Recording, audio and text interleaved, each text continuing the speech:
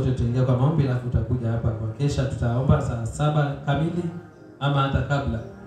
Tunafunga na tunajituliza. Nataka nikaweze kufundisha neno kwa ufupi, ingawa masaa yetu yameenda, lakini yote ni kwamba Mungu ndiye ambaye anatuongoza. Akichukua nafasi yeye, sisi hatuna control. Tunamwachilia Roho wa Mungu afanye kazi yake ili aliyopanga yatendeke, na sisi tutoke tukiwa tunamshukuru Mungu kwa ajili ya mambo yake anayotenda.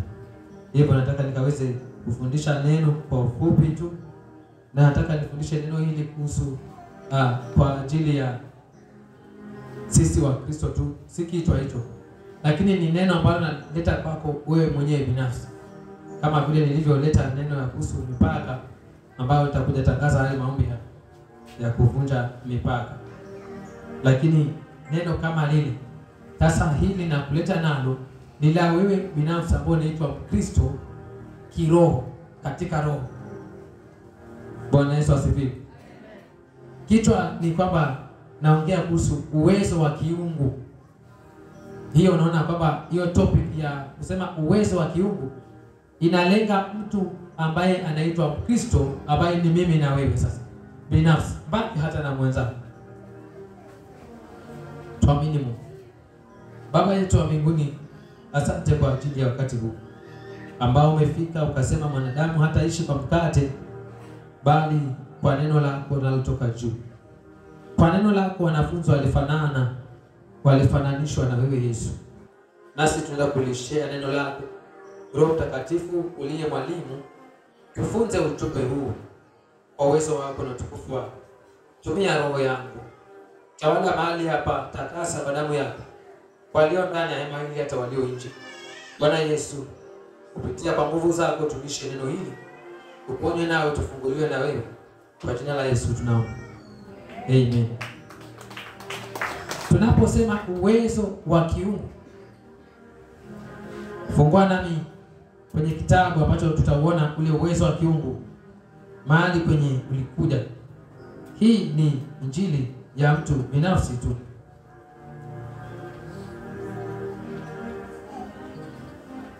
Uwezo wa kiungu.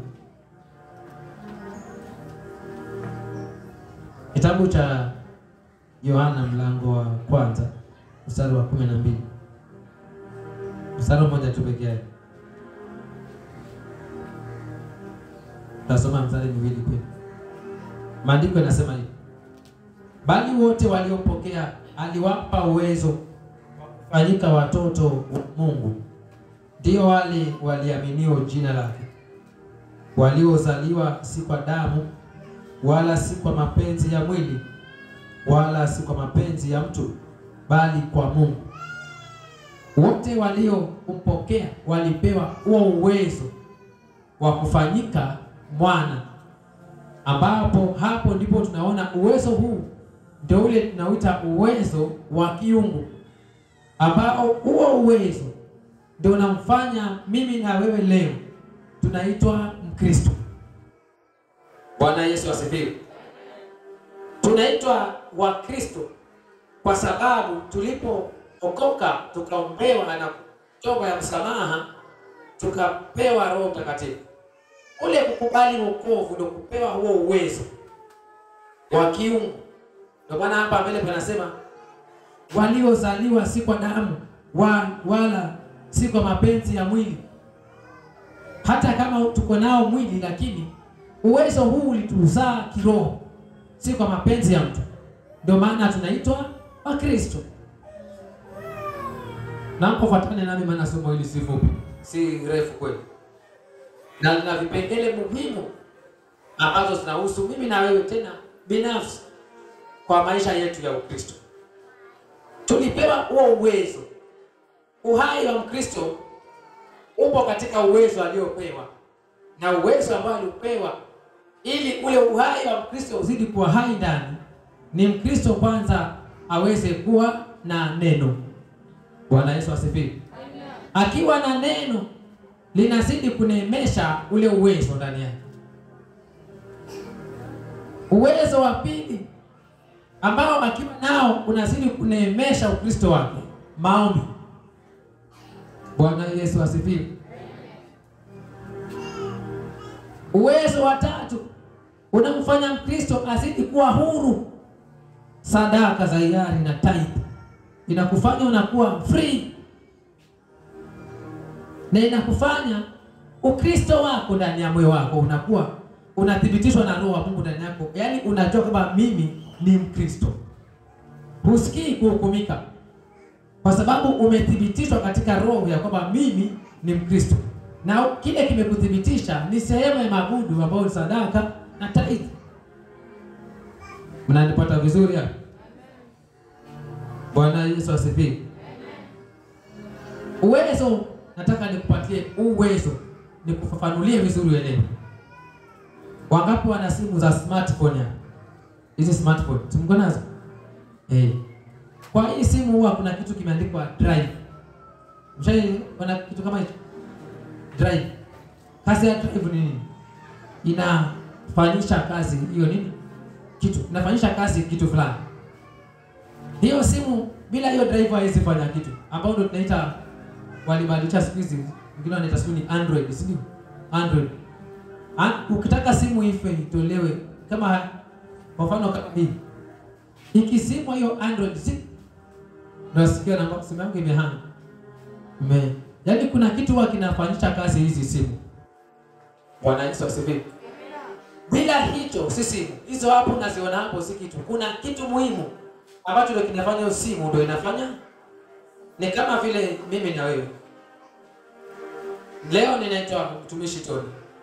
Hivi nimeongea, nimesoma hapo. Lakini nikianguka hapo, niitwe marehemu kwa mfano. Nikufe, nitaitwa nani? Marehemu. Kile kinafanya unainua mkono unafanya hivi. Kuna roho ambayo ndio drive na kupeleka kufanya kile kitu. Sasa ule uwezo ambao walipewa Mkristo, walipewa hiyo roho ya kumfanya yeye ndio anafanya mapenzi ya nani? Ya Mungu. Ambao ni nini? Ndio huo uwezo. Bwana Yesu asifiwe.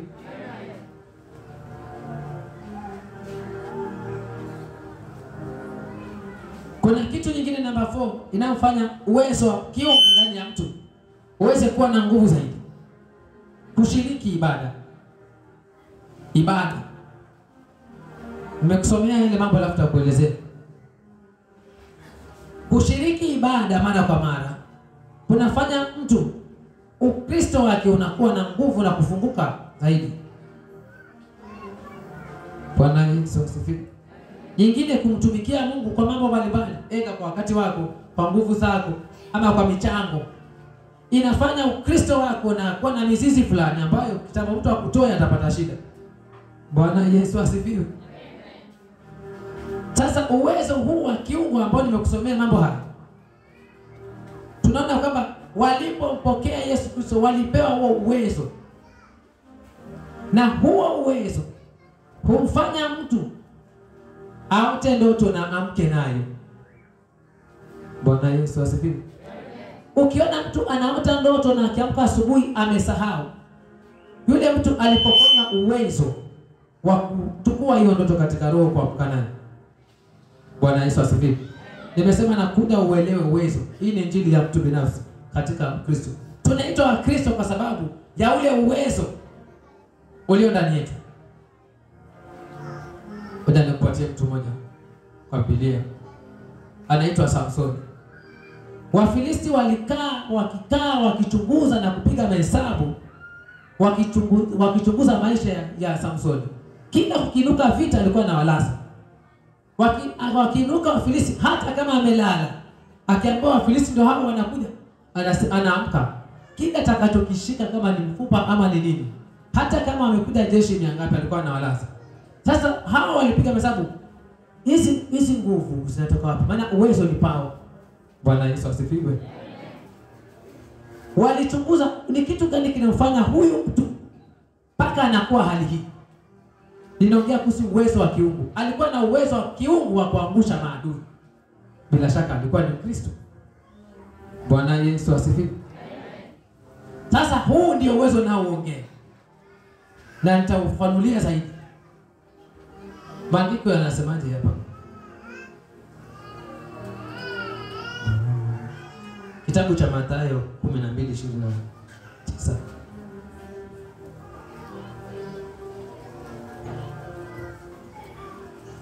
12:29.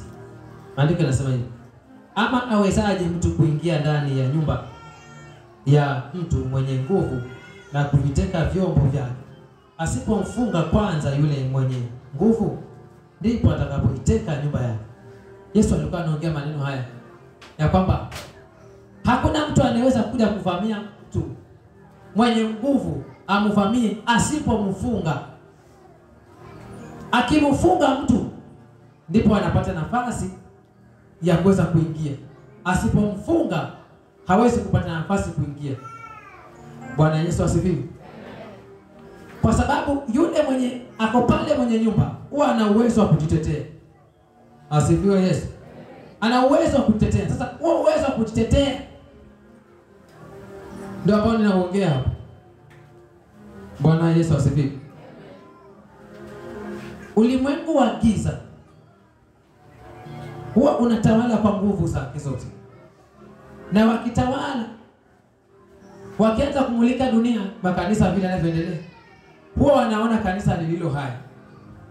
Na wanaona kanisa ambayo amekufa. Kanisa lililo hai, wao husema, mbona ni nini kinatendeka hapa? Ni nini kinatendeka hapa? Utafuta kujua ni nini kinafanyika, asili yake ni nini. Kuna uwezo unaofanya mambo kwa mtu. Kwa maana mtu muone usikia anaitwa mtu fulani. Bwana Yesu asifiwe. Na nipata vizuri kweli? Kile ambacho ufalme wa giza utafuta, hii kanisa ina uwezo gani? Huyu Mkristo mbona ana maombi makali hivi? Ni nini kinamfanya aombe? Kuna uwezo wa kiungu ndani yake ndio unamfanya aombe. Na nipata vizuri hapa? Kile kinafanya Mkristo aombe ni uwezo. Kile kinafanya Mkristo aende ibada ni uwezo wa kiungu ulio ndani yake. Bwana Yesu asifiwe. Haya. Utakapoona mtu anapata taabu kusoma Biblia, huwa alipokonywa uwezo fulani wa kiungu ndani yake, uliondolewa. Bwana Yesu asifiwe. Hizi ni siri ambazo ulimwengu wa giza huwa wanaangalia ukamilifu wa Kristo ndani yake. Na ukamilifu wa Kristo ni haya ambayo nimekusomea. Sasa utakapoona mtu ana taabu akisoma Biblia na sinzia, ama machozi yanamtoka pale paka mwingine yeye akishika Biblia anatumwa aenda akakwambure sufuria. Anaacha ile Biblia hapo na alikuwa ameanza kusoma Biblia. Mbona nipata vizuri lakini? Ama hakuna mtu kama huyo hapa? Maana naona wako wengi hapa. Lakini wajifanya mnashangaa hivi. Umeshika Biblia ni wakati wa kwanza kusoma neno na kujia neno kwa kwambure sufuria. Unaliacha. Unaenda kwambure sufuria. Yaani huu uwezo unaongea ni sawa na kiu ya kiungu ndani ya mtu. Bwana Yesu asifiwe. Sasa ukiona mtu anapata taabu kwenye kusoma Biblia, huwa alipokonywa uwezo fulani. Na ndio maana pepo hawezi kukuataki wewe hivi. Si rahisi hivyo. Ni paka kutafute.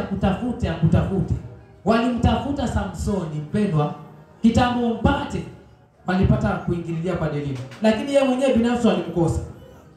Bwana Yesu asifiwe. Na hata leo wewe nao unatafutwa. Kwa sababu hata kile kinachokufanya unaingia ibada hii, huwa kuna uwezo wa kiungu ndio umekufanya umeenda katika nyumba ya Mungu. Ukiona mtu ameenda kuiba, kuna uwezo wa uovu umemwingia ndio anaenda kuiba. Sasa utakapoona mtu anapata taabu katika kwenda ibada, anasema nitaenda, ukiondoka analala haendi. Usimchekelee, hapana, wala usimunenee. Walipokonywa uwezo wa kiungu. Bwana Yesu asifiwe. Unajua, nimesimama hapa. Kitambo huu mguu uinuke nitembee hapa. Huwa kuna vitu zimeshirikiana hapa. Ndio naondoka naenda. Mguu hawezi jituma wenyewe uende. Paka vitu zishirikiane kwa roho. Ndio vikisema twende, ndio mguu unaamrishwa enda. Ndio unainuka ndio tunaenda. Bwana Yesu asifiwe. Sasa anayekuwa na taabu ya ibada kwenda, anaweza akawa alipokonywa ile miguu ya kwenda kwa ibada. Bwana Yesu asifiwe. Sasa nikamwambia twende kanisani. nitaenda wewe. Ukiondoka yalala. Mwingine ata dobi hapo na ni siku ya ibada. Atasema basi niko na nguo chafu, anafua. Walipokonywa uwezo wa kiungu. Lakini ukimuuliza unamhitaji Yesu, atakwambia Yesu ni mwokozi wa maisha yangu. Bwana Yesu asifiwe. Lakini akimulikwa kwenye anga za rohoni, kuna vitu aliibiwa. Geukia jirani yako hapo. Usiseme kitu. Nyamaza tu. Asifiwe Yesu. Mwenye taabu na ibada aliibiwa uwezo. Bwana Yesu asifiwe. Ushasikia mtu akisema mimi niliokoka nilikuwa namjua Mungu sana. Mimi niliokoka hata miguu yangu iko chungu. Lakini kumuuliza twende kanisani, atakwambia yalitushinda. Shetani, wacha nikueleze. Uwezo ndio pumzi na kufanya wewe uko vile ulivyo. Bwana Yesu asifiwe. Ukiona ile gari inatembea kwa shimo na iko vizuri, ni kwamba ndani ya tairi kuna pumzi. Sasa ule uwezo ni sawa sawa na pumzi, ndio inakufanya unakuwa Mkristo. Ukitolewa zile pumzi, uende kanisani hapo. Bwana Yesu asifiwe. Naongea uwezo wa kiungu. Ulipookoka ulipewa uwezo wa kufanyika mwana. Sasa huo uwezo uko, lakini kufanyika ni mpaka ufanyike. Bwana Yesu asifiwe.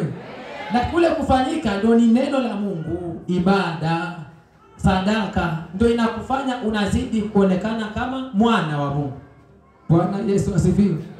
Sasa nao ulimwengu wa giza huwa wanaona, wanajua kwamba huyu mtu akisoma neno, akilala usiku ataona maono. Sasa wanakupokonya kusoma neno. Nasoma neno kwenye Biblia. Bwana Yesu asifiwe. Ukifika kwenye ibada kama hapa, uko busy na Biblia hapo kweli. Umekuja mkuu unajifanya unasoma Biblia kweli hapa. Lakini ukitoka hapa wewe paka handbag. Chini ya mfungo wa kitanda. Paka Jumapili ndio utoe Biblia. Bwana Yesu asifiwe.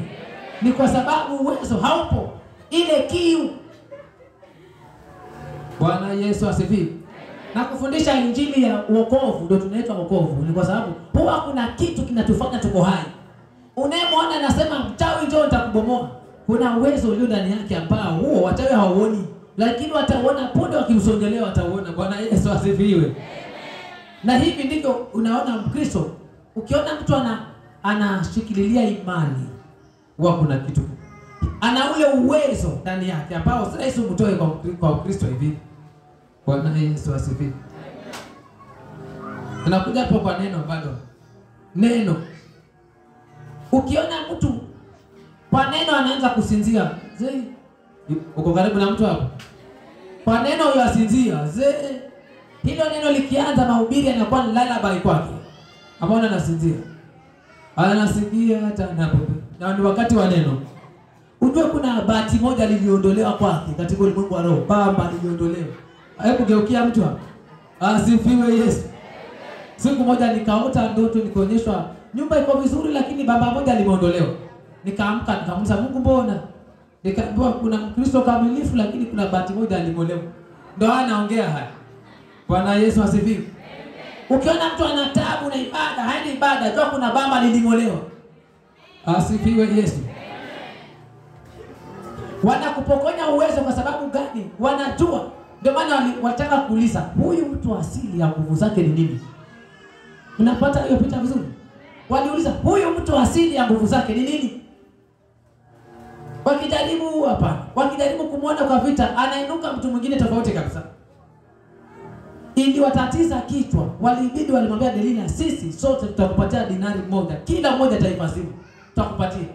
Delila hata mai kamuingia dinari moja. Taifa zima lakini kila Mkenya 1,000 upewe wewe. Si unauza mtu mara hiyo hapo? Si unamuuza? Mbona hamseni unauza hapo? Bwana Yesu asifiwe. Akasema poteli hapa. Nipeni. Bwana Yesu asifiwe. Alipopewa tu. Wacha niende nje hii topic kidogo nifundishe kitu hapa. Alipopewa tu akaenda. Alipoenda kwa Delila, kwa Samsoni. Akaanza kumuita baby. Asifiwe. Baby. Honey. My sweetheart. Akasongea karibu. Akaekwa wapi? Hapo. Alipo sasa wa Biblia vizuri. Akaekwa. Halafu mkono ukaenda wapi? Alafu baby nyingine ikaanza. Baby akaanza unajua. Asifiwe Yesu. Wasema Bwana Yesu asifiwe. Wajua nyinyi wa mama mnalalamika, ndoa yangu. Unajua mwanaume ni mdhaifu kwa mwanamke. Mdhaifu hivi. Asifiwe Yesu. Hata kama ni apostoli ni mdhaifu hivi kwa mwanamke. Network asina korogwa mara hiyo hiyo. Si alikorogwa. Unajua kwa unipendi wewe. Mimi hata naona hata siko moyoni mwangu. Akajifanya mwisho akatoa password. Haya. Bwana Yesu asifiwe. Kuna mama hapa mjui password zenu za pesa za Bwana zenu. Delila alifanya nini? Alibembeleza. Ambie mwenzako bembeleza. Wewe ajifanya KDF. Haya jifanye kitu. Asifiwe Yesu. Si KDF alishukishwa chini. Hii mili iliumbwa na Mungu mpendwa. Hawezi zuia nguvu za Mungu wewe. Hata kama ni KDF, hata kama ni KD nani. Bwana Yesu asifiwe. Ukikutana na nguvu za Mungu chini, mara hiyo hiyo. Sasa bembeleza. Ndio wale mipango ya kando wanakuwa attack rahisi kwa sababu gani? Bembeleza tu. Panako anaitwa kwa mpango akenda akiingia kwa nyumba anaambiwa anadakiwa hani pole kwa kazi. Akiketishwa hapo. Yale mama tuonyeshwa hapa. Hata angalia sawa. Atashangaa kesho asubuhi ndio amejua nimelala nje. Bwana Yesu asifiwe. Wewe kwa nyumba ubembelezi, ndio maana pochi inatembea nayo, amekaa nayo, ako nayo hapa. Amekuja nyumbani lakini pochi iko ufukoni. Akienda kuoga wewe nayo kwa bafu. Asifiwe Yesu. Nimesema naenda nje kidogo na nirudi hapa. Maana hujui kubembeleza, jaribu kubembeleza utapoa vitu vingine. Asifiwe Yesu. Wacha turudi nyumbani kwetu. Bwana Yesu asifiwe. Kubembeleza, ondoa mazoea kwa ndoa. Mwambie mtu hapo. Ondoa mazoea kwa ndoa, wanaume hawazoeleki. Eti nilizaa na yeye mtoto mmoja huyu ni wangu. Chunga. Na watu wanamkudolia macho hivi. Wewe zoea tu. Kwa busy na watoto, utashangaa umebiwa hapo. Alafu uja pastor ndio yangu. Bwana Yesu asifiwe. Wazee si nimetosha sasa. Amen. Ukipendwa mama pendeka. Mzee akikupenda pendeka. Mwanaume hapendi kelele. Sio kama ile redio nyingine. Kelele. Ukimwongelesha mara moja ashasikia, tulia. Lakini si uanze pele mpaka mwisho. Utajibiwa na kofi mara hiyo hiyo utabini. Maana yale wanakumbana nayo ni mengi. Haya wacha turudi. Bwana Yesu asifiwe. Asifiwe Yesu. Turudi nyumbani. Uwezo wa kutosoma neno la Mungu, tunakuja kwenye uwezo. Uhai, tuko hai hivi tulivyo. Na kila siku baada ya siku wokovu wako unakuwa tofauti kwa sababu kuna vitu unafuata navyo mbingu ndio zinakufanya unazidi kuwa na imani tofauti. Bwana Yesu asifiwe. Utakapoona una shida ya kufunga na kuomba, Bwana anakuondolea uwezo katika roho. Wanakuondolea uwezo, yani wanaondoa kile kiu. Ile inachoacha mtu akafunge ni imani, alafu kiu inamjaza ndani yake.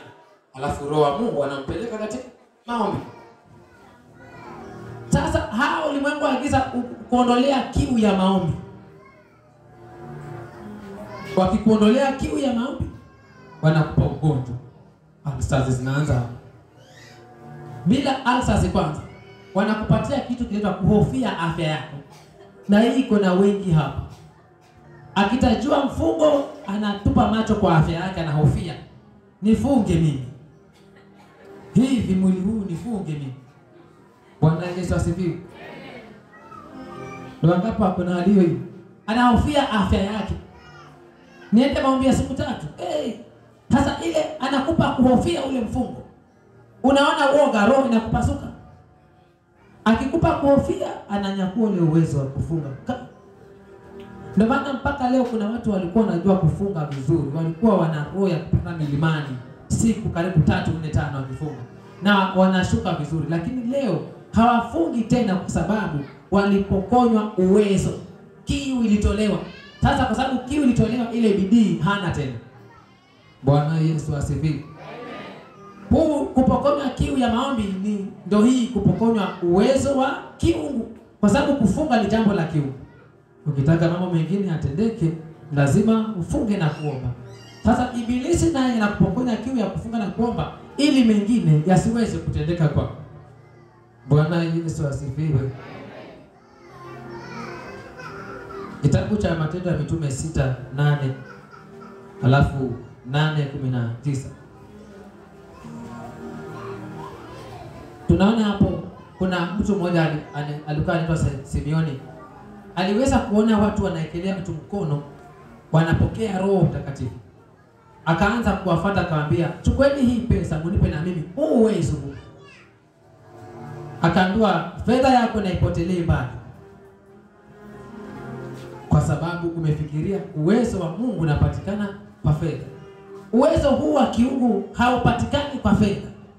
Ni uwezo fulani katika ulimwengu wa roho ambao mtu anapewa, ndio inamfanya anakuwa mtu wa kufunga na kuomba, kuenda ibada na kutoa dhabihu. Bwana Yesu asifiwe. Kuna watu wengine walilalamika wakasema, "Mimi ninaota ndoto nikiamka nimesahau." Ni kwa sababu ulimwengu wa giza ulikupokonya uwezo kwenye hizo anga za rohoni.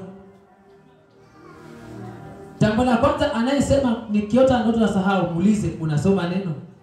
Atakwambia hajui, alipesa lini kusoma neno, na akisoma neno anatabika. Si ni kweli hivyo? Bwana Yesu asifiwe.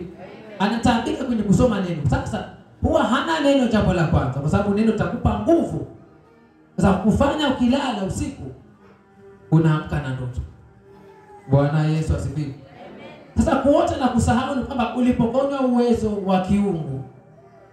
Na kwa nini tunagonjeka? Magonjwa unayoona leo, lakini kuna kitu kilianzishwa kitambo ndio ugonjwa ukaingia kwako. Walianza kupokonya uwezo wa kiungu. Bwana Yesu asifiwe. Usione mtu amegonjeka leo kafikiri ameanza leo. Wanakutafuta. Umesikia ukisemaje? Tunakutafuta. Nawe pia huwa unafanya nini? Unatafutwa. Anayetafutwa huwa unachunguzwa kabisa. So nimetuma nyoka aje angalia. Hatuangaliwi na nyoka hapa, tunaangaliwa Roho Mtakatifu. Bwana Yesu asifiwe. Sasa hao utafuta, wakatafuta. Kitambo mnase mtu. Bwana Yesu asifiwe. Huo alimtafuta wakamjua. Sisi tunasema tunajijua, lakini kuna maroho kutafuta na kujua vizuri sana. Bwana Yesu asifiwe. Sasa utakapoona umetakiwa na magonjwa, ni kwamba walianza kupokonya. Ndio maana Yesu akasema mwizi hawezi ingia kwa nyumba akavamia mtu hivi hivi. Mwenye nyumba akiwapo ndani na nguvu zake hawezi. Ni paka amfungi ndio amfamii. Unapata ile andiko vile lisema. Bwana Yesu asifiwe. Sasa yale matatizo unayapata ni kwa sababu walianza kukufunga. Walikutafuta, walikupokonya uwezo. Alafu ndo akaweza kukuvamia. Hawakuweza kumsongelea Samson kwa sababu ya uwezo uliokuwa juu yake. Lakini walipojua ule uwezo wakauondoa, walimsongelea Samsoni wakamtoboa macho. Bwana Yesu asifiwe. Unanipata vizuri? Kuna mahali ulipokonywa uwezo, ndio maana uko vile ulivyo. Kuna kitu kilitwaliwa. Mkristo anakamilika na mambo mengi. Unaweza ukaota nguo yako imepotea. Huwa ni uwezo fulani katika ulimwengu wa kiroho wa kiungu umetwaliwa kwa. Unaweza ukaota simu imeibwa, simu yako. Yeyote anayeota ameibiwa simu kwenye ndoto, akiamka asubuhi, usipotafuta namna utakavyoweza kurejeshewa simu yako, utaanza kuona uvivu wa maombi. Bwana Yesu asifiwe. Utaanza kuona hata wewe mwenyewe binafsi ukianza kuomba, unaomba na baadaye hata unasahau, unalala na unaamka usiku unakosa kufahamu. Nataka kusema unajiuliza, tena nimeomba kweli kamaliza yale maombi? Haujui kama ushamaliza yale maombi na ulikuwa unaomba kweli. Bwana Yesu asifiwe. Kuna watu hapo wana hali hizo. Uliomba kabisa, Baba katika jina la Yesu na kushukuru Bwana. Alafu kama baadaye unajuta, tena nimemaliza yale maombi. Bwana Yesu asifiwe. Yaani wanakupokonya. Kwa uwezo ni kwamba ulipokonywa simu. Simu ni mawasiliano, unawasiliana na mbinguni. Sasa pepo utakuta hivi. Ukisikia kanisa limezimwa, lilipokonywa simu. Na ilianza madhabahu ikapokonywa simu. Bwana Yesu asifiwe. Kila mtu anatabu kwenye mambo na anaomba asante Yesu. Huyo mtu kuna anga ilitolewa kwake. Ndio maana unamwona anapambana na hiyo hali ya ukame, ukavu. Afadhali anayepigania yeye. Mwingine hata akaanza asante Yesu. Yaani hana kabisa. Naongea kuhusu uwezo wa kiungu. Uliokolewa ufunge macho uombe mara hiyo. Bwana Yesu asifiwe. Tulipewa ule uwezo, lakini jiulize, kwa nini unapambana na shida kwenye maombi? Kwa nini unapambana na shida kwenye kusoma neno? Kwa nini una shida na matendo ya kiungu? Bwana Yesu asifiwe. Wengine anaweza apokunywa hata uwezo wa kuchanga tu kanisani. Una mshirika anakimbia mchango, haji kanisani siku ya mchango, alipokunywa baba moja la rohoni. Bwana Yesu asifiwe. Baba nilienda. Sasa ikifika siku ya mchango, pastor astaweza kuja na danganya. Sitaweza kuja mefiliwa, anaua mtu mara hiyo. Na hakufiliwa. Tumefiliwa kule kwa shangazi na nimeambiwa nisikose hapo. Bwana Yesu asifiwe. Hapo na mimi urusha macho nikajua leo siku gani ya mchango, nikajua anaweza kuwa miongoni mwa baba moja nilienda. Bwana Yesu asifiwe. Anga ya rohoni. Uwezo wa kiungu. Kuna mtu alikuwa na bidii na mambo ya Mungu vizuri hata wewe unakujua, hata wengine wewe. Ulikuwa na bidii vizuri, ghafla ukaja ukatumia tuli mpaka leo. Kwa sababu ule uwezo wa kiungu waliona. Bwana Yesu asifiwe. Waliona vile unakuja kwa huyu mtu. Na pepo anaweza kutafuta kuzima uwezo wa kiungu ndani yako kwa mambo mbalimbali. Kuna mtu hapa aliwahi omba kwa nyumba. Asante Bwana Yesu. Majirani wakisikiza. Anaomba kila mara, anaomba kila mara. Alafu baadaye watu majirani wakashikana wakasema, kwa kutaimu unakuja kwa njia waje. Alafu akasema, mama yake fulani. Haya. Walokole wanakuja kuomba usiku. Ukisikia hivi unasema wamenikwaza sana. Uenda atakule kuomba. Bwana Yesu asifiwe. Kuna watu hapa kupitia kwa jambo hili atakuomba. Walitumika ili sasa ule uwezo wa kuomba uzimwe ndani yako, siombe tena unyamaze kimya. Bwana Yesu asifiwe. Utafutwa hivi na kuna Kristo utafutwa, wewe utafikiria ni kawaida. Wanatoa zile bidii za kuomba zote. Kuna mwingine alikuwa na sikio la alamu, ikilia tu. Alamu ya masaa ya maombi ya shamu kama hivi. Wakaja wakapokonya ule uwezo wa kusikia hiyo alamu. Kuna mtu hapa alamu zalia na ana habari hapa na ameseka mwenyewe. Yuko hapa. Bwana Yesu asifiwe. Hizo alamu umeseka mwenyewe na sinalia, utaziona asubuhi mist alamu. Unaifuta huko. Imefika saa 12. Alamu zimewekwa hapo ni za kwenda kwa kasi, lakini za maombi zilizimo. Bwana Yesu asifiwe. Wote waliompokea Yesu Kristo walipewa uwezo. Tu hai kwa sababu kuna uwezo. Hatupo hai maana uwezo ulitwaliwa. Kuna mtu alikuwa anaimba vizuri. Akaja akarushiwa guruneti kwenye ibada. Haya, aimbe yeye mwenye sauti. Naye akasema haya siimbi tena. Huyo akashuka madhabahu na akaenda. Pepo likashangilia. Hapo unashakupokonywa uwezo wa kuimba. Bwana Yesu asifiwe. Mwingine alikuwa na bidii vizuri ya mambo ya Mungu. Akaja kama mnaona wale wa vibelebele. Mnawaona? Akasikia akasema roho yangu mimi naambiwa ni wa vibelebele. Haya fanyeni nini? Akaondoka. Pepo ananyakua hivyo tu ule uwezo. Mwingine anaambiwa haya mwingine sijui anaitwaje. Ule uwezo unapokonywa. Mpendwa, kama unataka kwenda vizuri katika mambo ya kimbingu, funga masikio ya vitu kama hizo. Ili ndio uwe hai rohoni. Kwa sababu zote zinakuja watafutwa uwezo wako. Bwana Yesu asifiwe. Watafutwa uwezo wako wewe Samsoni, maana wao wanachunguza asili ya nguvu zake ni nini. Mbona kila kukicha anaenda kanisani? Akija hapa tangu aende kanisani ana amani. Hujui kuna watu wanakereka kwa maisha yako, hujui. Bwana Yesu asifiwe. Mbona tangu aende kanisa lile ana amani zake? Anacheka na mzee wake. Sasa hiyo wanatafuta huo uwezo wa kupokonye tu. Utaamka asubuhi upendo utasema nenda kusalimia shangazi. Na ni siku ya ibada. Bwana Yesu asifiwe.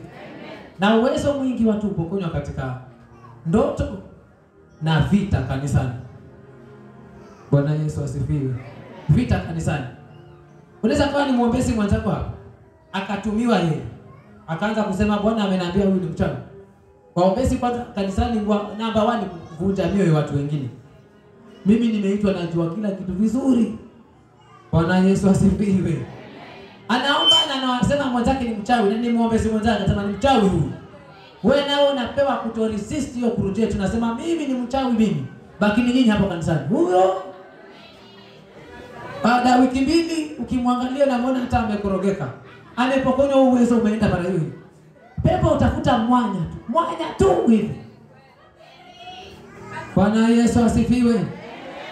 Neno la Mungu linasemaje na Mithali? Lindeni sana roho zenu kuliko kila kitu unachokilinda. Kwa sababu hao utafuta kujeti lipende kwa roho. Likipenya kwa roho si ndio jiko kuu la pika la inuka. Mimi naenda kupeleka vitabu vya kanisani, siendi tena kanisani. Hivyo ndio affiliate hapa kanisani waende. Kuna mmoja anataka kuletea vitabu, nikamwangalia kaambia Mungu akusaidie. Yaani umekwazwa ndio watawacha kanisa. Yule aliyekuita katika roho mjui. Unaona mtu amekukwaza. Asifiwe Yesu. Nasaidia mtu hapa. Ukiona mtu anasengenya mwenzake, alipokonywa uwezo.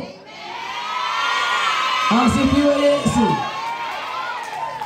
Ukiona mtu anachukia mwenzake, hana upendo, walipokonywa bamba moja katika roho. Nilienda.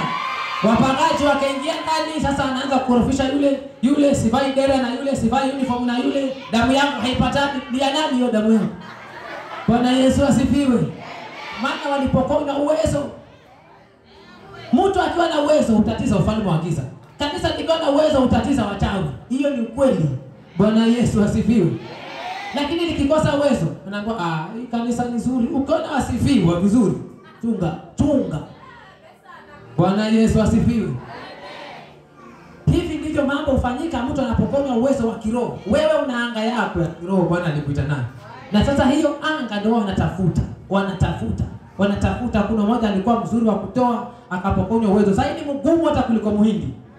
Asifiwe Yesu. Mgumu namba 1 paka shilingi 5 amepiga hesabu. Paka ile ametoa sadaka alipigia hesabu.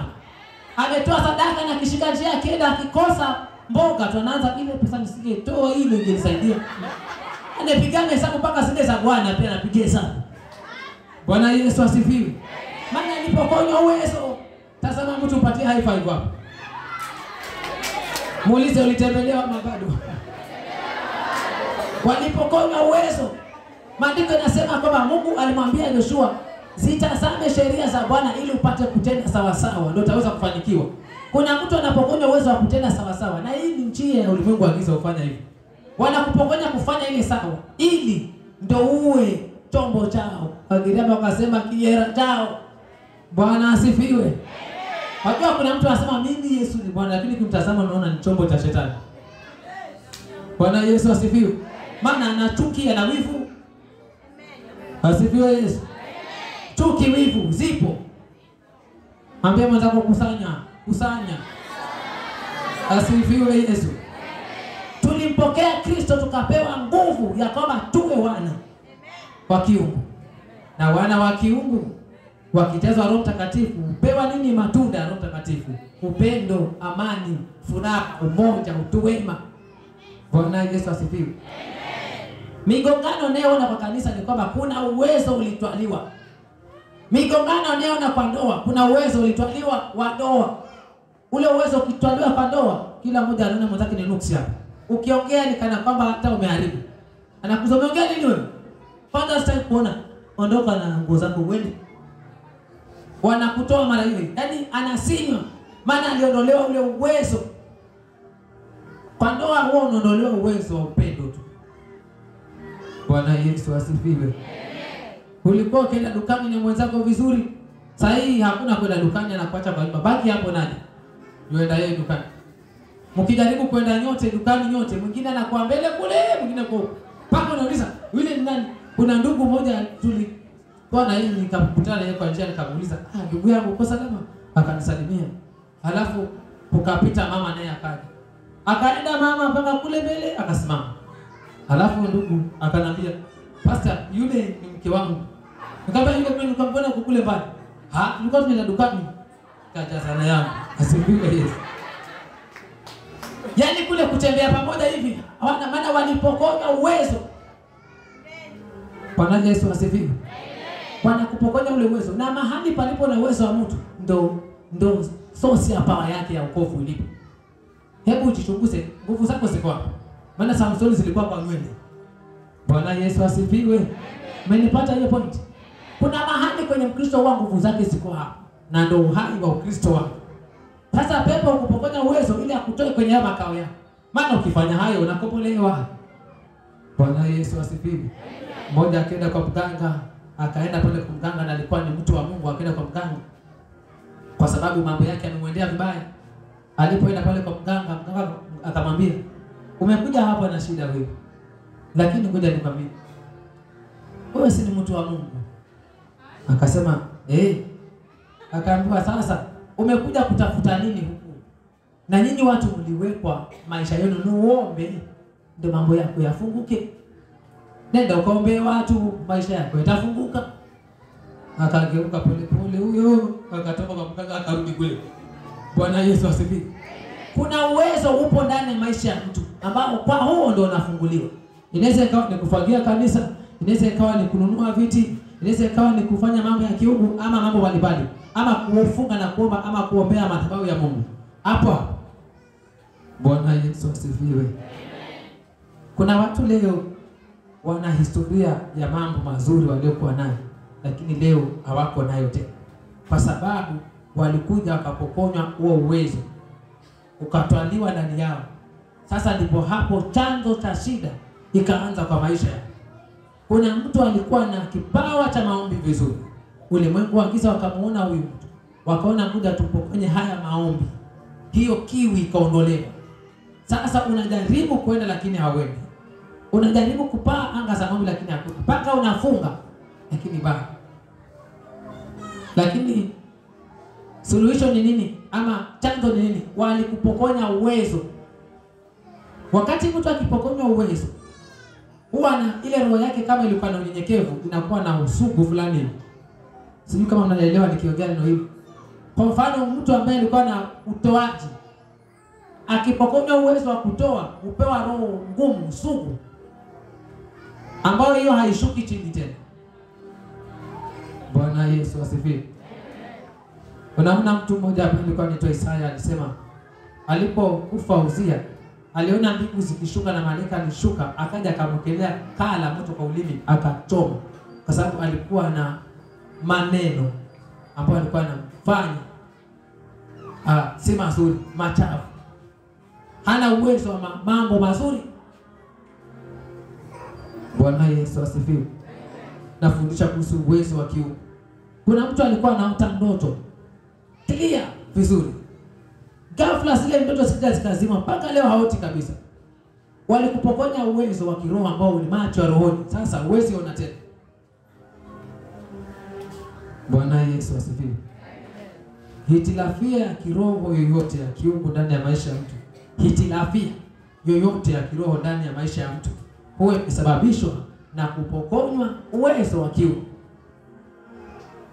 Bwana Yesu apewe sifa. Kiu ilitolewa, ile drive ya kumpeleka ndio afanye yale mambo inatolewa. Na hili jambo naliongea ni jambo muhimu sana, ambalo ndilo limebeba maisha ya mtu, awe ni mtendakazi, awe ni pastor, awe ni bishop. Ushawahi na mapasta walianza wakiwa na bidii nyingi sana za maombi, si ndio?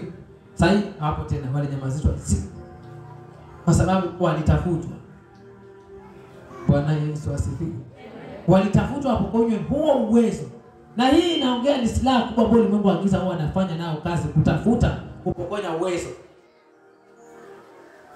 Ukiona mtu anarushiwa neno baya na ana resist akasiriki, bado anabaki akiwa na Mungu ndani yake, ana uwezo wa kudhibiti. Lakini ukiona mtu akirushwa neno lolote lile hata kama si baya, yakwazika, ana huo uwezo. Roho ilipokonywa uwezo wa kubeba vitu. Bwana Yesu asifiwe. Na maanisha nini hapo? Kuna wachungaji aliomba Mungu nipe waumini, akapewa waumini 20. roho yake ina uwezo wa kubeba watu 10. Wale 10 wengine wakatafutia sababu wakawakorofisha kuondoka, kwa sababu hawezi kubeba hao 20. Hana uwezo wa kubeba watu 20. Sasa hata ukipewa 20 utaanza kubagua, huyu anafaa, huyu hafai, huyu anatoa fungu zuri. Pole pole tu mwishowe haya wanaenda. Yale mambo mnayoona yanavunja makanisa ni kwa sababu uwezo hakuna. Bwana Yesu asifiwe. Kuna kitu nanipata. Ule uhai uko nao, umekuja nao leo hapa ni kwa sababu una uwezo ndani yako. Bwana Yesu asifiwe. Ungekosa ule uwezo usingewakanyaga. Bwana Yesu asifiwe. Ni wapi ulipokonywa uwezo? Ni wapi ulipokonywa uwezo kwa maisha yako? Bwana Yesu asifiwe. Je, ni taabu ya kutosoma neno? Ukisoma neno mambo yanakutatiza. Watu wakianza kuhubiri usingizi, usiku kuomba. Je, ni wapi ulipokonywa uwezo? Kwa sababu anayepokonywa uwezo hata pointi zinampotea. Hata upana unampotea. Bwana Yesu apewe sifa. Kitabu cha 10 Efeso 3:12. Maandiko yanasema katika yeye tunao uwezo. Katika Yesu Kristo tunao uwezo sisi. Tunao uwezo wa kukaribia kiti cha Mwenyezi Mungu aliye. Bwana Yesu asifiwe. Uwezo, kiu. Kuna mtu alikuwa na bidii ya maombi. Alipoanza kuona baraka zinakuja, bidii ya maombi ikaanza kushuka chini kwa. Wakati alipoanza kusherekea, muovu akaja akachukua uwezo. Kuna mahali mtu huibiwa uwezo. Nisikie vizuri hapa. Bwana Yesu asifiwe. Kuna mahali mtu huibiwa uwezo. Nani hapa? Baadhi alienda akapanda mbele. Aliporudi akalala. Muovu akaja. Mahali mtu anapolala tu kidogo, hapo ndipo uingiliwa akapanda magugu. Bwana Yesu apewe sifa. Kulala, usingizi. Simaanishi tu kule kusinzia peke yake, hapana. Mpaka kulegea kwa mambo ya kiungu ni kulala. Bwana Yesu asifiwe. Utakapolegea spidi fulani hivi, hao nao wanachukua huo uwezo. Ukitaka kurudi hapo utajipata unasinywa.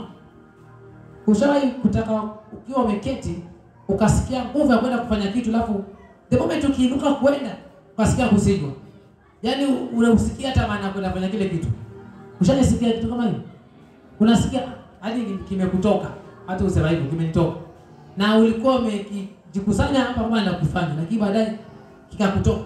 Ndio hiyo inamaanisha uwezo huo sasa. Bwana Yesu asifiwe. Bwana kupokonya ule uwezo wa kwenda kufanya mambo ya kiungu, kwa sababu anajua hapa akipita hapa atatatiza. Bwana Yesu asifiwe. Si mtu mwambie Mungu nipe uwezo tu hapa. Bwana Yesu asifiwe. Simama na miguu.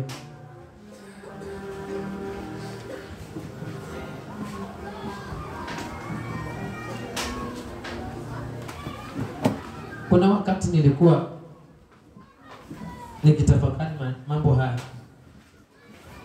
kuhusu mtu kupokonywa uwezo kwa maisha, uwezo wa mambo ya kiungu. Nikawa naletewa mwangaza ule kini ama wazi ama chanzo cha maharibifu ya maisha ya mwanadamu huwa yanakuja tu hasa kwenye mtu kupokonywa uwezo. Ukiona mtu wokovu wake haueleweki, ni kwamba alipokonywa uwezo wa Ukristo ndani yake. Sasa ule wokovu unakuwa haueleweki. Nikawa naonyesha kwamba huu uwezo wa kiungu ndani ya watu ndio ukiiba ni Mkristo, unaweza ukakosa kumuelewa ni Mkristo aina gani. Bwana Yesu asifiwe. Na hii imeaffect watu wengi hapa. Bwana atupe uwezo wa kiungu leo. Unaweza kumwona Mkristo anajua neno vizuri, lakini kwa matendo hayupo, kwa sababu alipokonywa uwezo kwa kwenye matendo. Bwana Yesu asifiwe. Wanapokonywa uwezo ili wasifanane na Kristo, kwa sababu wakifanana na Kristo wataharibu kazi za giza. Sasa unapokonywa uwezo huu, nimekuletea mfano ambapo hata mitume walikuwa wanaekelea mkono hivi, mtu anapokea Roho Mtakatifu. Wakaanza kushangaa, ni uwezo gani huu unafanya kazi? Na huu uwezo ndio unatufanya tunaitwa Kristo, kwa sababu utakusukuma usome neno, utakusukuma uende mlimani, utakusukuma ufanye kazi za Mungu. Ukiona hakuna msukumo wote wa kiungu ndani yako, ujue kuna uwezo ulipokonywa. Bwana Yesu asifiwe. Ndio kishapokonywa uwezo, wao hutumia mlango sasa, wanaingilia kwa maisha yako. Anaweza asikuguse kwenye afya, akuguse kwenye anga ya maisha yako. Bwana Yesu asifiwe. Na nipata vizuri? Nafikiri nimetafsiri vizuri ili mwisho kuhusu uwezo kwamba msukumo, uwezo wa mambo ya kiungu ni sawa na msukumo. Unakuwa na msukumo wa kusoma neno vizuri. Ukishika neno asikia, wacha nimtazame Mungu katika neno. Lakini wakikupokonya huo msukumo, kile kitu cha kwanza ambacho utakiondoa kwa meza ni hiyo Biblia. Hata waweza hata kikombe hapo kuondoa Biblia, keka kwenye handbag. Bwana Yesu asifiwe. Sinaongea na watu hapa. Hata hapa si kuna kitu umekitangulia Biblia umeweka ndani ya handbag. Hata hapa umeweka hiyo Biblia kipende kwa handbag, si umeachapo tu. Bwana Yesu asifiwe. Uwezo ndio uhai wa Kristo. Uwezo ndio uhai wa Kristo. Nataka tuende mbele za Mungu, Bwana akuregeshie uwezo. Kama ulikuwa kuna mambo ulikuwa nayo hayapo, Mungu aguse anga ya maisha yako, uregeshewe uwezo uliokuwa nao. Bwana Yesu asifiwe. Hii ni neema ya uponyaji. Na naomba Mungu aponye anga yako ya rohoni. Nimekuhubiria injili ya wewe mwenyewe binafsi na Mungu wetu.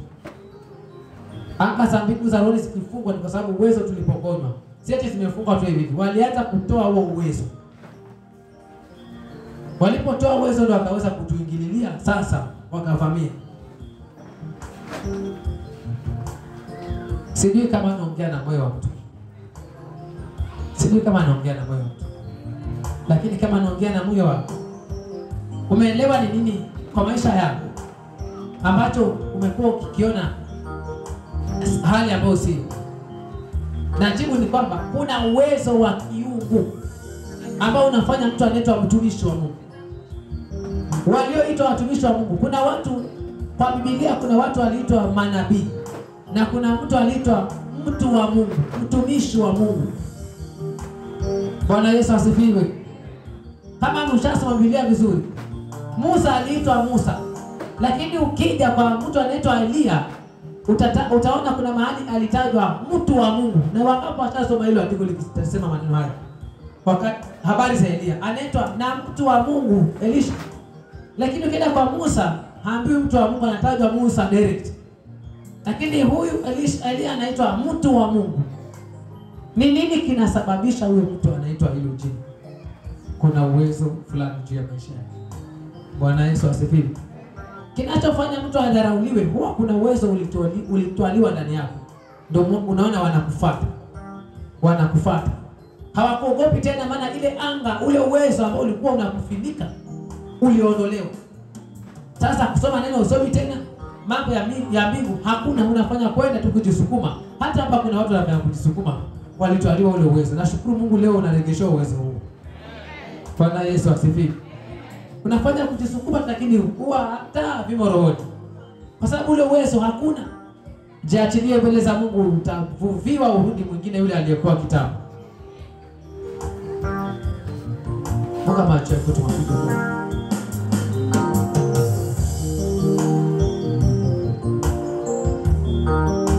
Niko mbele zako Bwana wa mabwana, nahitaji neema yako Bwana wa mabwana.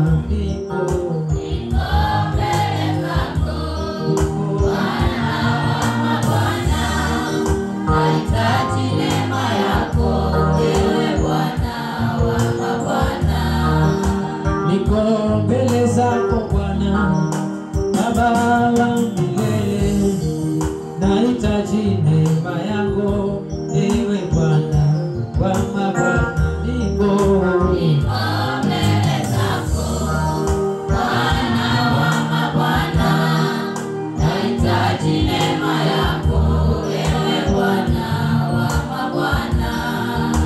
niko mbele zako Bwana wa mabwana, nahitaji neema yako ewe Bwana wa mabwana, niko mbele zako Bwana wa mabwana, nahitaji neema yako ewe Bwana wa mabwana, niko Baba mbele zako Bwana wa mabwana, nahitaji neema yako ewe Bwana wa mabwana. Mesia, niko mbele zako Bwana wa mabwana, nahitaji neema yako ewe Bwana wa mabwana, niko Baba mbele zako Bwana wa mabwana, Yesu nahitaji neema yako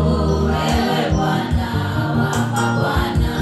Baba nanyenyekea, Baba nanyenyekea chini ya miguu yako, Bwana nanyenyekea, Bwana Yesu nanyenyekea, Baba nanyenyekea chini ya miguu yako, Bwana nanyenyekea, Bwana Yesu nanyenyekea, Baba nanyenyekea chini ya miguu yako, Bwana nanyenyekea, Mesia nanyenyekea, Baba nanyenyekea, Yesu chini ya miguu yako, Bwana nanyenyekea, Baba chini ya miguu yako, Bwana nanyenyekea, chini ya miguu yako, Bwana nanyenyekea. Nakutamani Roho wa Bwana, nakutamani ukae nami, nakutamani Roho wa Bwana, nakutamani ukae nami, nakutamani Roho wa Bwana, nakutamani uishi nami, nakutamani Roho wa Bwana, nakutamani ukae nami, nakutamani maishani mwangu, nakutamani ukae nami, nakutamani Roho wa Bwana, nakutamani ukae nami, nakutamani Roho wa Bwana, nakutamani utembee nami, nakutamani Roho wa Bwana, nakutamani Yesu wangu ukae nami, nakutamani maishani mwangu, nakutamani unijaze nguvu, nakutamani Roho wa Bwana, nakutamani Yesu wangu ukae nami, nakutamani moyoni mwangu, nakutamani unifiche Baba, nakutamani Roho wa Bwana, nakutamani ukae nami.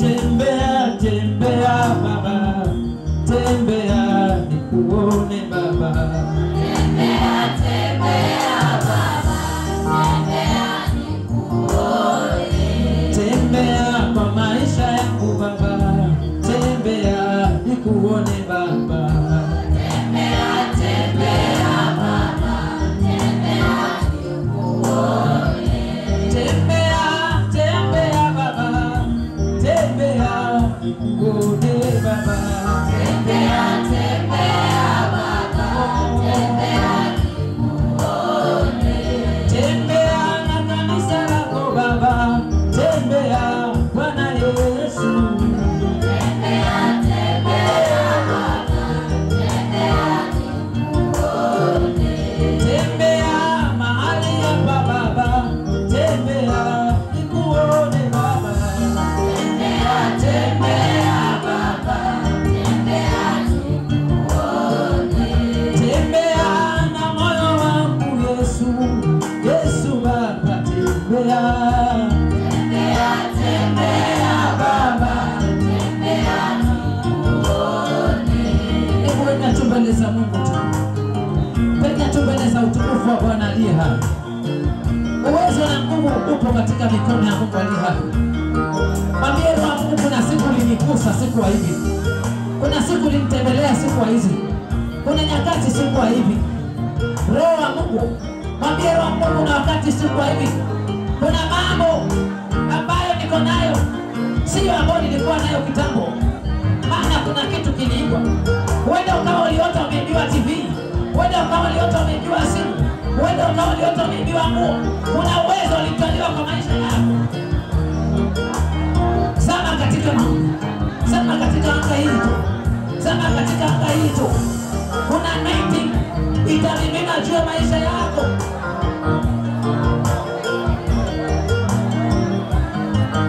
Wote waliopokea Yesu Kristo walipewa uwezo. Na uwezo huo unafanya wanakuwa na kiu na misukumo ya kiungu ndani yao. Ni nani aliyefanya moyo wako kufa ganzi? Hausikii hata sauti za mbingu. Bwana uyeyushe moyo. Bwana uyeyushe moyo. Nyenyekea tu mbele za Mungu. Maana moyo ule uliopondeka Mungu hawezi kudharau. Yote unayokumbana nayo ni kwa sababu alikupokonya uwezo. Kuna wengine mlikuwa na nafasi ya kupigana vita mkashinda, lakini walipokonya uwezo. Ndio maana vita vidogo tu unashindwa kwa maisha yako, maana uwezo ulitwaliwa.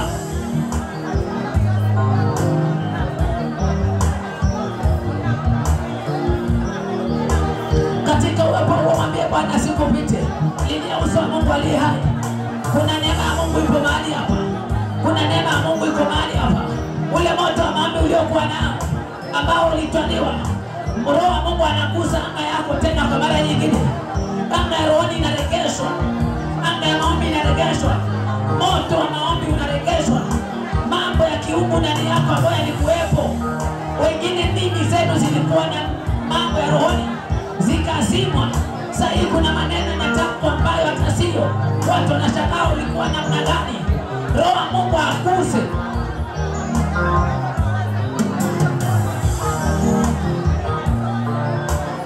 Uruhusu Roho wa Mungu akukuse kama Isaya. Alikuswa tu akawa mtu mwingine tofauti. Kuna mambo imetakiwa kwa maisha yako. Kuna vita unasiona ni kwa sababu waliataki wakakupokonya uwezo.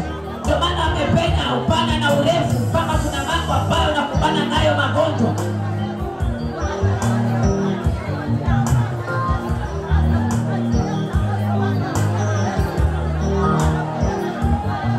Bwana Yesu mwenye nguvu na mamlaka, usiyeshindwa mbinguni hata duniani, mwenye uwezo wa kipekee, na nika uwezo wako na nguvu zako mahali hapa.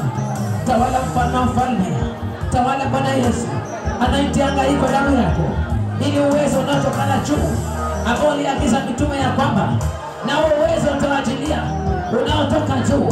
Walipata uwezo huo, hawakutikisika katika wokovu, hawakutikisika katika maisha, wala katika huduma hawakutikisika, maana walipokea uwezo toka juu. Mfalme wa mfalme, uwezo wa Roho Mtakatifu ambao utenda miujiza hata katika nyumba ya Mungu. Bwana Yesu, uwezo wako utende mahali hapa. Uwezo wa kuwezesha hata yale ambayo yameshindikana kwa wanadamu. Uwezo wenye neema yako Yesu kutenda miujiza. Uwezo wa kubadili nyakati ambazo ni za uovu kwa maisha ya mtu. Uwezo wa kung'oa milima.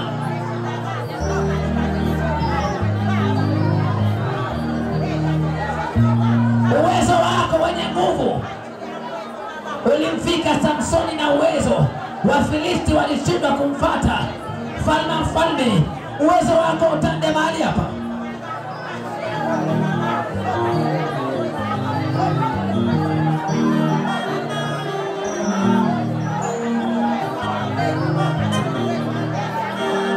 Wewe unatawala mbinguni na duniani. Yote ni mali yako mfalme. Karama na vipawa ni mali yako. Uhai wa mwanadamu ni kwa ajili ya maombi. Kazi visima za maombi. Wapi tutamwendea? Ni wewe Mungu unayeweza kufufua wafu. Ukamwambia Ezekieli ya kwamba bonde hili limejawa mifupa mikavu ambayo ilikuwa ni watu, lakini leo imekuwa mifupa mikavu. Kila maisha ya mwanadamu aliyokuwa mifupa mikavu, maana alipokuwa na uwezo, uwezo uregeshwe.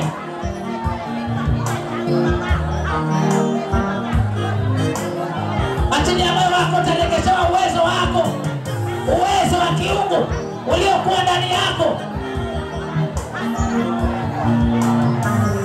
Ruhusu Roho Mungu akuguse tena, akuguse tena, akuguse tena. Neema ya Yesu, neema ya Yesu, neema ya Yesu, neema ya Yesu. Roho Mungu anaona jeshi la mbinguni liko mahali hapa. Kuna watu ni jeshi la mbingu, kuna watu ni vyombo mahali hapa. Kuna watu ni vyombo katika ufalme wa Mungu. Kuna watu ni vyombo katika ufalme wa Mungu. Kila walipokonywa uwezo, walipokonywa uwezo, hata wanatumwa na hawasikii. Maana masikio ya roho yalipokonywa, yalizimwa wasisikie, macho yalizimwa hawaoni tena. Mbingu ifungue.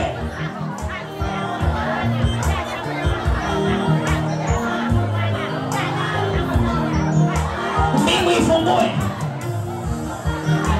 Ni nani aliyezima moto maombi? Ni nani aliyezima anga yako? Katika jina la Yesu aliye hai. Wewe ufalme, wewe ufalme, wewe ufalme uliozima anga, uliofanya roho yako iwe vile ilivyo, wewe ufalme uyumbishwe. Uyumbishwe wewe ufalme.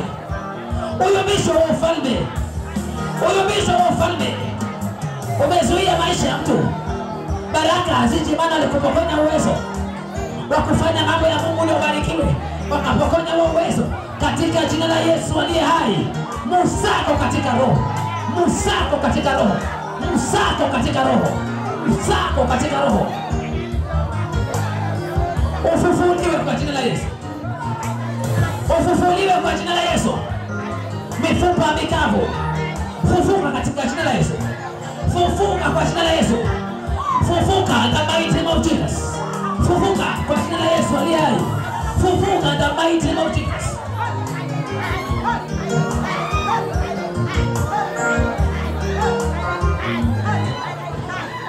Ufufuliwe kiroho. Nguo zilizoibwa kwa ndoto ziregeshwe katika jina la Yesu aliye hai. Zirudi hizo nguo, zirudishwe. Aliyeibiwa Biblia kwa ndoto, Biblia irudi katika jina la Yesu. Irudi katika jina la Yesu.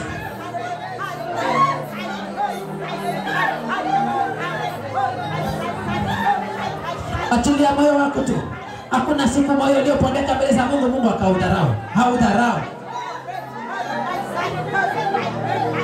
Mioyo ambayo imefanywa jiwe, mito itokezee, itokezee, mito itokezee, mito itokezee, mito itokezee. Nguvu za ufufuo zifanye kazi kiroho. Fufuliwa kiroho katika jina la Yesu. Ufufuliwe kiroho in the mighty name of Jesus.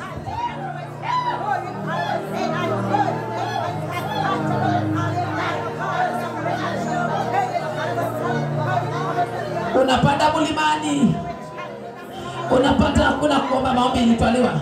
Umefunga na maombi hakuna, na unafunga lakini maombi hakuna. Nani aliyetoa haya maombi? Maombi ni roho toka kwa Mungu. Vikwa roho ya maombi, vikwa hiyo roho ya maombi. Kila usingizi uliotupwa kwa maombi umolewe. Usingizi uliotupwa kwa maombi umolewe. Usingizi toka, toka, toka, toka kwa hiyo anga. Toka kwa hiyo anga, toka kwa hiyo anga, toka, toka, toka, toka hiyo mchawi, toka hiyo mchawi uliyesema maombi, toka, toka, toka. Ni masaa ya kufufuliwa, toka, toka. Wachilia maombi ya mtu, achilia maombi ya mtu, achilia maombi ya mtu, achilia maombi ya mtu. Anga ya maombi ifunguke.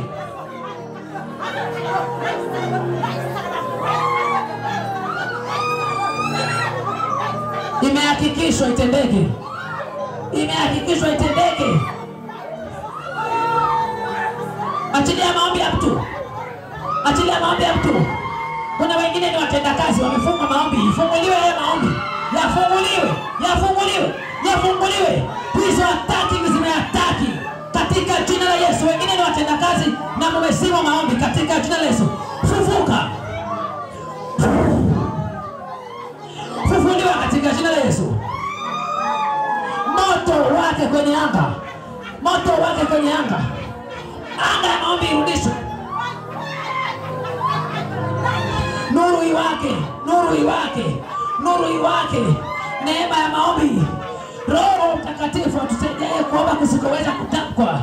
Roho Mtakatifu aregeshaye maombi.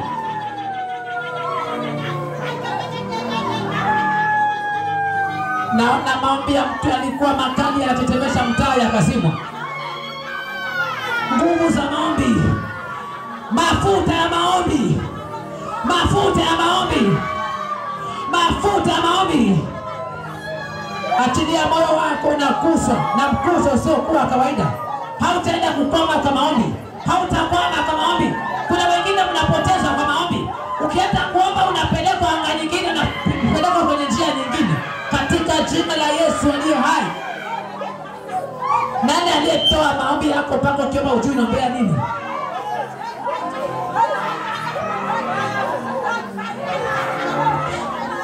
Achilia moyo wako. Hii unahudumiwa binafsi katika roho. Unahudumiwa binafsi katika roho.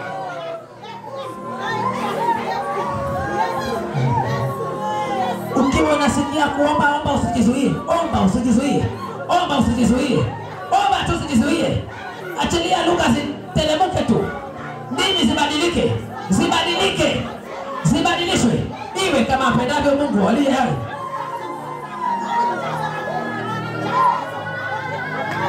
Naona mitume hapa.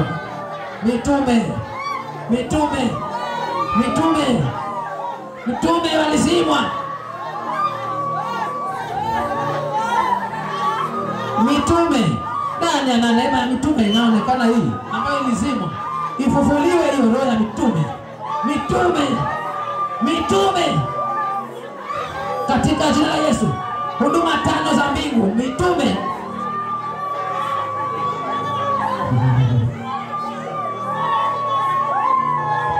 Achilia moyo wako na hudumiwa binafsi katika roho. Unahudumiwa binafsi katika roho. Unahudumiwa binafsi katika roho. Mambo ya kiungu izaliwe tena. Yale yaliyotwaliwa akazikwa izaliwe tena. Izaliwe tena. Izaliwe tena.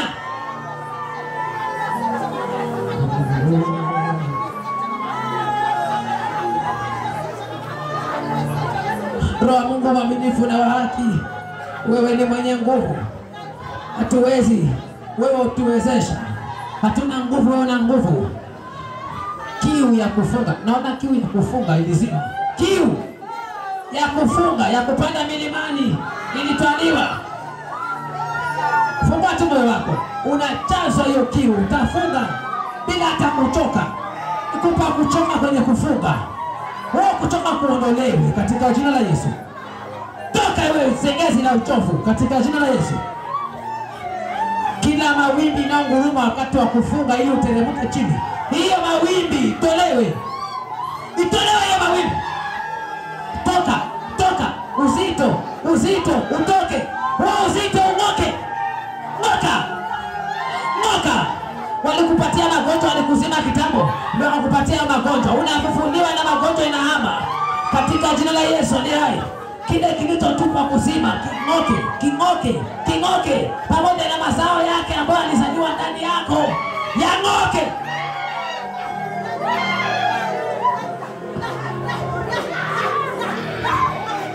Uwe kawaida utolewe. Ukawaida utolewe. Mwingine alipewa mzaha usioeleweka. Ng'oka. Kutokuwa serious. Toka wachilie mtu. Toka. Mifupa mikavu inafufuliwa.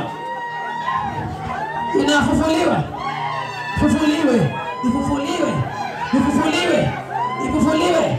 Waliompokea Kristo walipewa uwezo wa kiungu.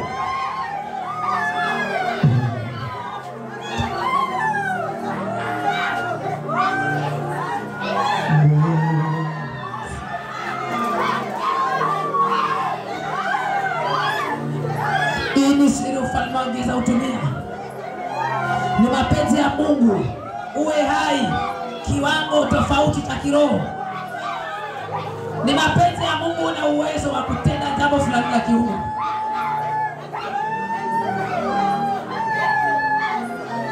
Achilieni tu moyo wenu kwa neno chungu.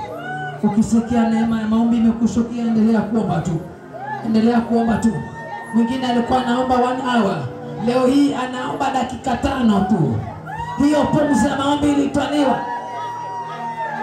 Wewe upana maombi ulitwaliwa. Bado ulikuwa ukienda unasiri unazijua.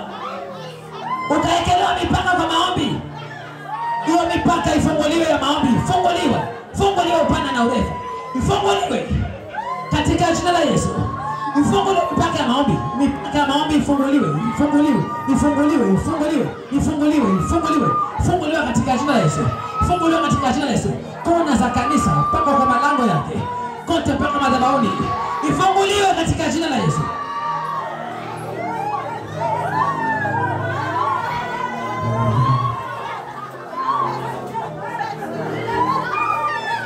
Roho Mungu akuhudumia, achilia moyo wako tu. Roho Mungu akuhudumia pale pale ulipo. Pale pale ulipo. Umedharauliwa wokovu wako maana kuna uwezo ulitwaliwa. Ndio maana watu wanadharau wokovu wako. Maana kuna uwezo ulitwaliwa. Uwezo urudi. Anayekuota kila mara akikuota asikuone tena. Finiko ana uwezo.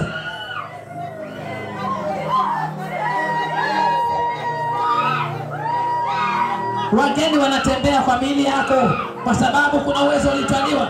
Nguvu za Mungu zifanye kazi. Safishwa. Mpendwa, alika damu ya Yesu kutakase tu hapo ulipo. Alika damu ya Yesu kutakase. Alika damu ya Yesu kutakase pale ulipo. Tamka kwa kinywa chako, ikiri, ikiri, ikiri kwa maombi. Fanya ombi la utakaso kutumia damu ya Yesu. Ikutakase wewe mtu mwingine. Ikutakase wewe mtu mwingine. Ikutakase wewe mtu mwingine. Ikutakase. Damu ya Yesu na moto wa Roho Mtakatifu. Badilisha wewe mtu mwingine. Badilisha the mighty name of Jesus. Ulizuia jeshi la mbinguni. Regesha uwe hai mwingine tofauti. Nguvu zenu ziishe zote. Mkamatwe na nguvu za Mungu aliye hai. Ruhusu damu ya Yesu isafishe maisha yako. Maandiko yanasema ya kwamba ili yetu ni hekalu la Roho Mtakatifu. Ni hekalu. Ni hekalu la Roho. Nani aliyeharibu hekalu la Roho? Nani huyo aliyeharibu hekalu la Roho? Nani huyo aliyeharibu hekalu la Roho? Nani huyo? Viboko vitembee kwenye hekalu la Roho. Viboko walichapwa, viboko kwenye hekalu la Roho Mtakatifu. Wapigwe. Wapigwe. Wapigwe. Wapigwe katika jina la Yesu aliye hai. Chini the mighty name of Jesus. Chini the mighty name of Jesus. Kila aliyekushikilia kuachilia. Kila aliyekushikilia kuachilia. Kila aliyeshikilia uwezo wako akimaombi auachilie. Auachilie katika jina la Yesu. Ineni mikono yenu juu tu. Katika jina la Yesu aliye hai. Kila aliyeshikilia uwezo wa mtu mahali hapa.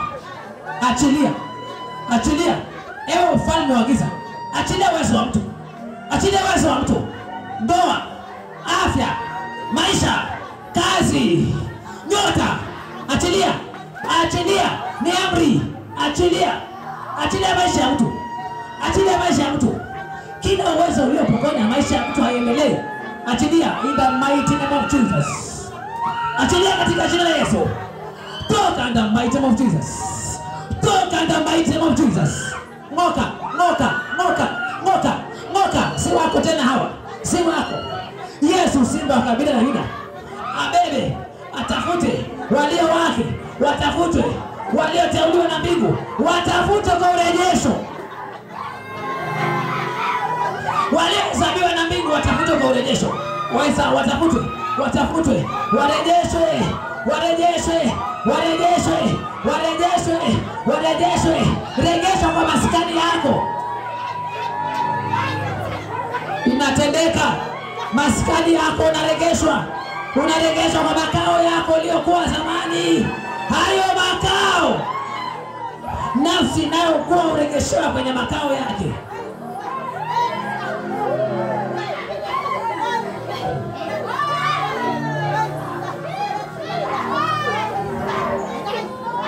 Rema za Mungu ni kuu na zenye upendo wa kipekee. Hata Gideoni alitembea na wanajeshi katika safari ya imani.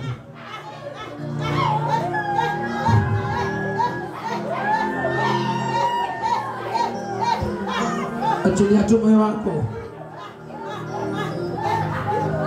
Anga zinaregeshwa. Anga zinaregeshwa. Uwezo.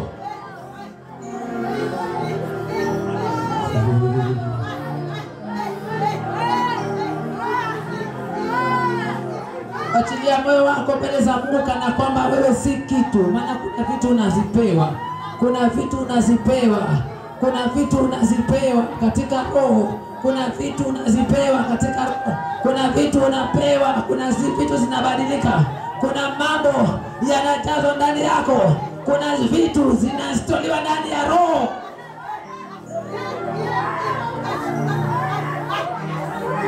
Ulikuwa mnyenyekevu katika mbingu. Leo hauko hivyo. Mungu akurejeshe kwa makao yako. Roho Mtakatifu wa Mungu mwenye nguvu na mamlaka, tenda kwa wana hawa. Tenda kwa wana hawa. Uwezo uliotaliwa na mambo ya kiungu. Jehova, urejeshe kwa wana hawa. Urejeshe kwa wana hawa. Urejeshe kwa uzao huu. Urejeshe. Natamka uamsho mpya. Uamsho mpya. Uamsho mpya katika roho.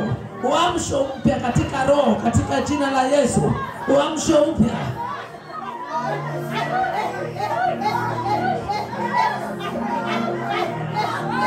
Asante Yesu maana unatenda.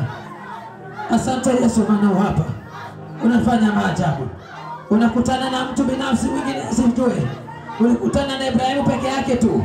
Unakutana na watu mahali hapa kwa uweza wako na nguvu zako.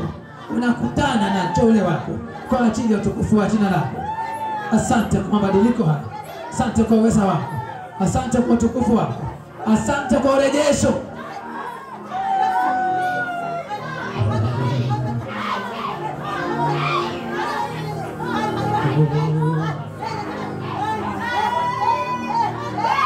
Wakati Uzia alipoondelewa, Isaya aliona mbingu zimefunguka. Roho ya Mungu akuonyeshe mbingu zilizostahili kutembea nazo katika maishani mwako. Muna wengine mngekuwa watu wengine tofauti leo, lakini tangia mzimu wa uwezo maisha yenu yamekuwa hataeleweki. Urejeshwe katika anga yako katika jina la Yesu aliye hai. Urejeshwe kwenye anga yako.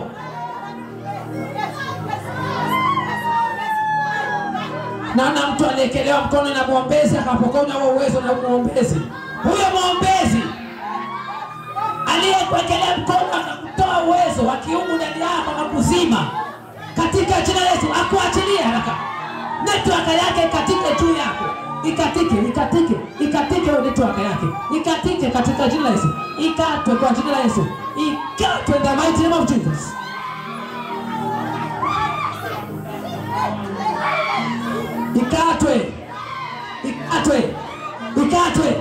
Ikatwe hiyo anga yake.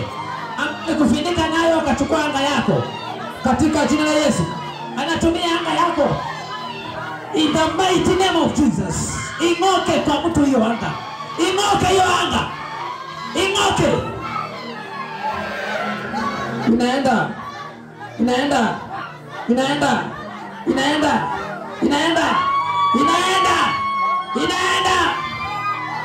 Hiyo.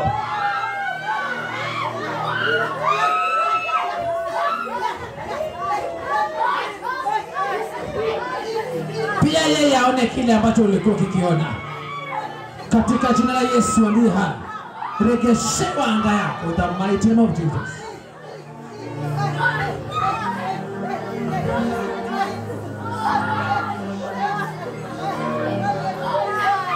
Asante Mwenyezi Mungu kwa mapenzi yako yaliyo matakatifu yenye uwezo wa kipekee. Kwa upendo wako unarudisha. Kwa upendo wako unarudisha mfalme. Kwa upendo wako unarudisha. Naona madharau inaondolewa kwa mtu. Au tadharauliwa tena.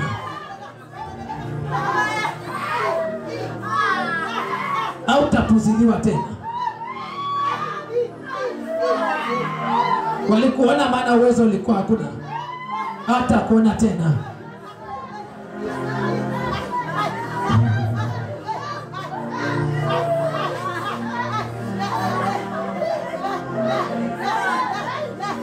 Achilia moyo wako, mbingu inahudumia mioyo yetu.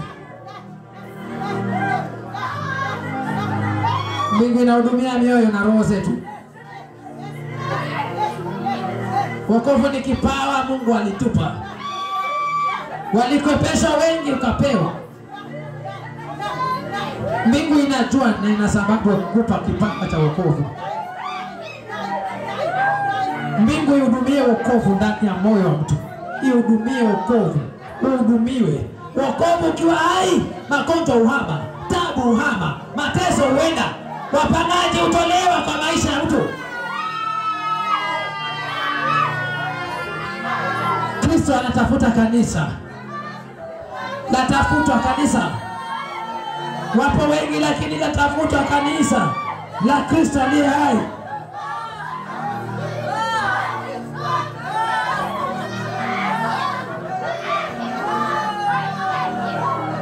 Omba, ukisikia anga maombi iko juu yako, omba, jimwaye kwenye maombi. Omba tu. Kuna wengine walikuwa na roho za maombi kama Elia. Wanaomba bila kuchoka, leo hii wakiomba wamepewa kukata tamaa. Mungu akujaze na nguvu za matumaini. Nguvu za matumaini zijazwe ndani yako.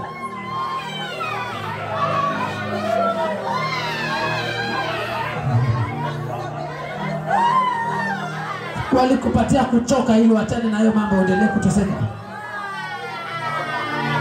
Matumaini yarudi. Matumaini yarudi. Mti uliokatwa uchipuke tena katika jina la Yesu. Uchipuke tena. Tena chipuko lake lisiwe la kawaida.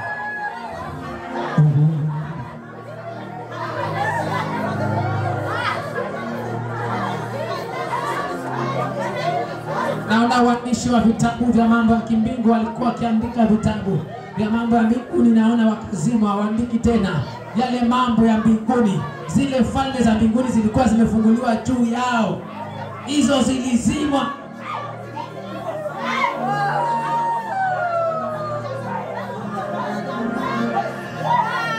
Mungu alitafuta kanisa.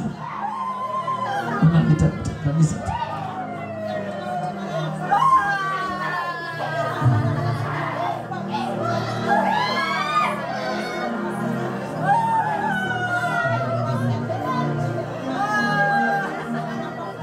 Asante mfalme wa falme, mwenyezi na mamlaka. Tunakuabudu uliye hai. Asante kwa ajili ya urejesho wa wana hawa. Asante kwa ajili ya matendo waliozima matendo. Mwenyezi Mungu, asante kwa ajili ya kuwarejeshea matendo kwa ufalme na utukufu wa jina lako. Asante kwa kuwarejeshea matendo. Asante kwa kurejesha maombi. Asante kwa kurejesha nguvu na uwezo ndani ya wana hawa. Wawe jeshi tofauti katika jina la Yesu aliye hai. Tutembee na uwezo wako na utukufu wako, maana wewe Mungu hai mahali hapa.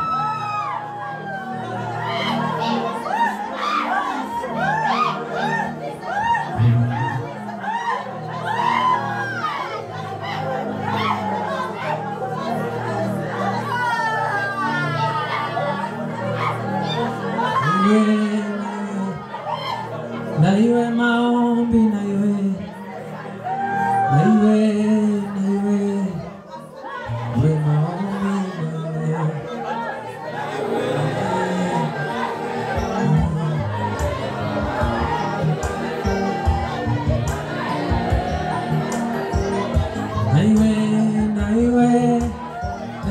maombi,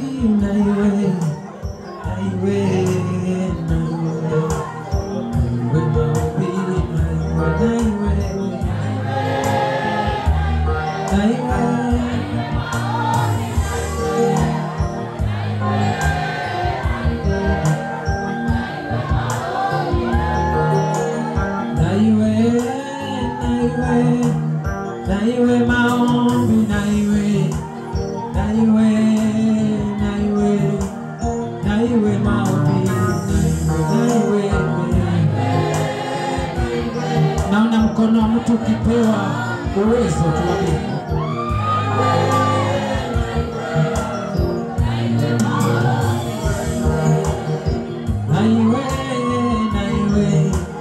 Na iwe maombi, na iwe maombi, na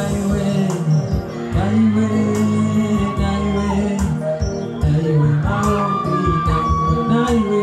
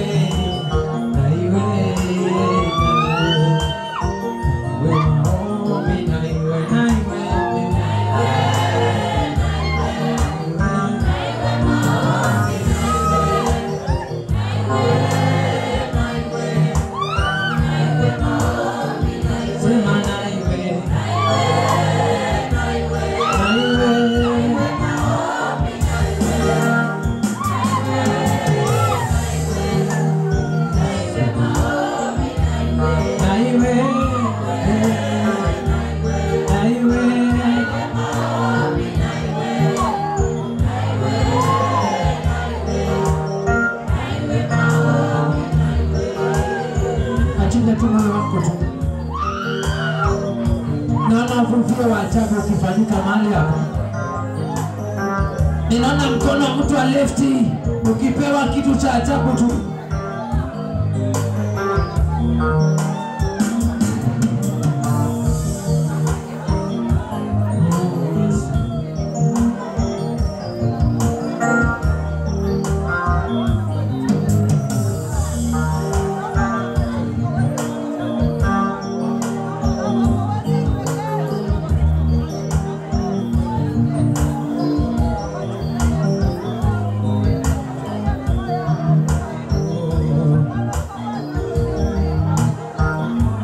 Fungua moyo wako tu.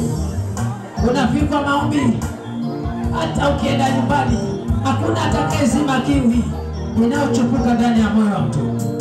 Hata kwa nyumba kiu haitazima milele. Kiu haizimi. Haizimi kiu.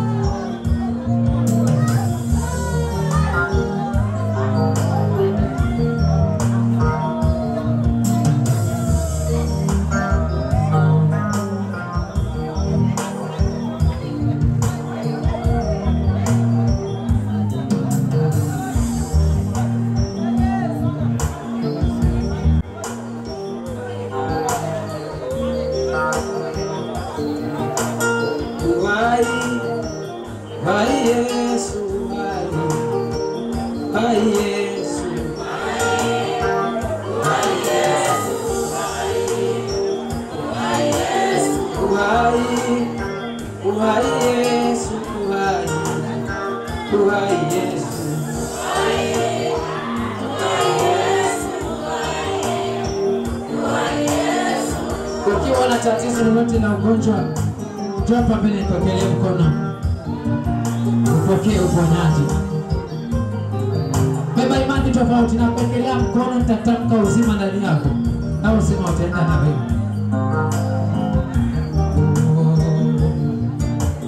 Uhai, Bwana Yesu uhai.